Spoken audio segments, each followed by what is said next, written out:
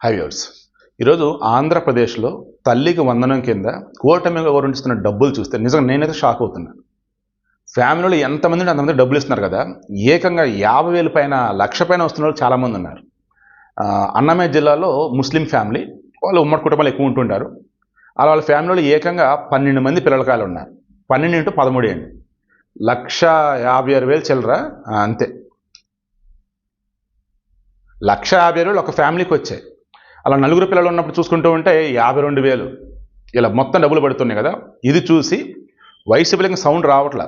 అదేమంటే మేము క్లియర్గా చెప్పాం, ఇంట్లో ఉన్న వాళ్ళలో ఒకరికే ఇస్తామని చెప్పామని చెప్పేసి మళ్ళీ వాళ్ళు, నేను వీలైతే ఆ వీడియోస్ మొత్తం అటాచ్ చేస్తాను చూడండి.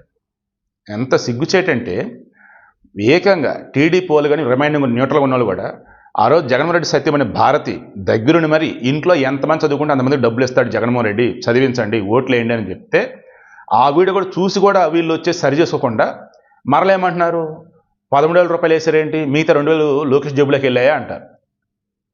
జగన్ హేమించుకుని అదే 13,000 కదా, అది ఇంట్లో ఒకరికి, వీళ్ళు ఇంట్లో అందరికి ఇస్తున్నారు.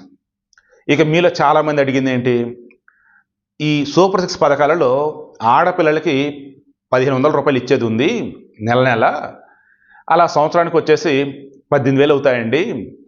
18 సంవత్సరాలు నేను ఆడపిల్లల నుంచి 60 సంవత్సరాల లోపు అంటే పింఛన్ తీసుకునే వయసులో ఉంటారు చూసారా, వాళ్ళ కాకుండా ఈ మధ్యలో ఎంతమందికి అంతమందికి అన్నట్టు డబ్బులు ఇస్తా ఉన్నారు కదా, ఆడబిడ్డ నిధి అని చెప్పారు కదా, ఆ డబ్బులు ఏంటి అన్నారు. నేను చెప్పా అది చాలా కష్టతరమైంది, మరి ఎలా చేస్తారు ఏంటి అన్న. అయ్యో బాబు, నేను షాక్ అసలు. త్వరలో రెడీ చేయబోతున్నారు, ఆల్రెడీ దానికి 300 కోట్లు 400 కోట్లు ఆల్రెడీ డబ్బులు కూడా కేటాయించారట. డబ్బులు కేటాయించారు. తల్లికి వందనం అయిన తర్వాత ఈ ఆడబిడ్డ నిధి పథకానికి సంబంధించి వెబ్సైట్ కూడా పెట్టి అందులో అర్హులు ఎవరు అనర్హులు ఎవరు అన్నట్టుగా మీరు చెక్ చేసుకుంటే తెలిసిద్దంట. ఇక వాళ్ళకు కూడా త్వరలో ఇక బ్యాలెన్స్ ఏమన్నా మనం మాట్లాడుకున్నట్లో సూపర్ 6లో నిరుద్యోగ భృతి ఒకటి బ్యాలెన్స్, అదైతే చెప్పారు మ్యాక్సిమం ఇవ్వరండి అని. 20 లక్షల ఉద్యోగాలు ఇచ్చినట్టుగా చూపించినట్టయితే నిరుద్యోగ భృతి ఇవ్వాల్సిన అవసరం ఏమన్నారు, 20 లక్షల మందికి ఉపాధి లేదా నిరుద్యోగ భృతి అన్నారు. సో 20 లక్షల మందికి ఉపాధి కనుక చూపిస్తే కూల్, హామీ ఫుల్ఫిల్ అయిపోయినట్టే. లేదా నిరుద్యోగ భృతి 3 ఏళ్ళు ఇవ్వాలా.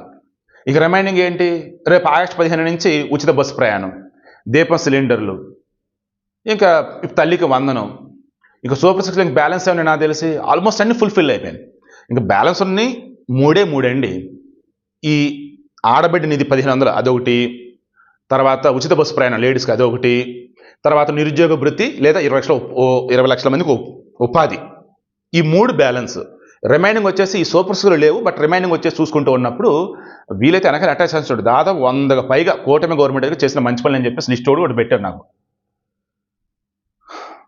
ఇక వైసీపీకి ఛాన్స్ ఇవ్వట్లేదు అసలు వీళ్ళు. ఇదిగో టీడీపీని కానీ జనసేనని కానీ బీజేపీని కానీ ఈ కూటమి ప్రభుత్వాన్ని ఏలెత్తు చూపటానికి అసలు ఆప్షన్ ఇవ్వట్లేదు. అన్ని ఫుల్ఫిల్ చేసుకుంటా పోతున్నారు. ఎలాగంటే ఏయ్ అది మిస్ అయిందిరా బాబు నీది, అది కూడా చెయ్యి, లేదంటే మా కోట్లేస్తారు అని చెప్తున్నట్టుంది వైసీపీ వాళ్ళు. అయితే అవునా సరే ఓకే మేము చేస్తాను అది అని చెప్పేసి వాళ్ళు చేస్తున్నారు. సో నాకు తెలిసి భారతదేశంలో ఎన్నికలకు ముందు ఇచ్చిన హామీలన్నీ కూడా ఫుల్ఫిల్ చేసినటువంటి ఏకైక ప్రభుత్వం కూటమి ప్రభుత్వం అయితే నాకైతే అనిపిస్తుంది. నాకు తెలిసి అలాగనే చేస్తే రికార్డ్ అది.